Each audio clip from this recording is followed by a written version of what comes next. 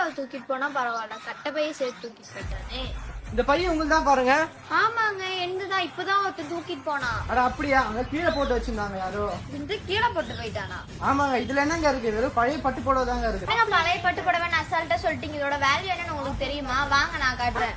அப்படி நம்ம வந்த இடம் தான் ஹோப்ஸ் காலேஜ் பஸ் ஸ்டாப்ல பூர்வியாக்கு அப்போசிட்ல இருக்கிற பாரதி ராஜா புக் கேம்பஸ்குள்ள இருக்கிற நம்ம பழைய பட்டு புடவை கடைங்க. உங்க பழைய பட்டு புடவைய நீங்க உடனடி கேஷா மாத்திக்கலாம். இவங்க நல்ல கண்டிஷன்ல இருக்கிற புடவை மட்டும்தான் வாங்கிப்பாங்களா அப்படின்னு கேட்டீங்கன்னா அதுதான் கிடையாது. உங்க புடவை எந்த கண்டிஷன்ல இருந்தாலுமே இவங்க வாங்கிப்பாங்க. ஆனா இப்போ இந்த சாரீல எவ்வளவு பிரைஸ்க்கு போகும்? இந்த சாரீ என்னோட ரொம்பவே டேமேஜா இருக்கு, இதுவும் எடுத்துப்பீங்களா?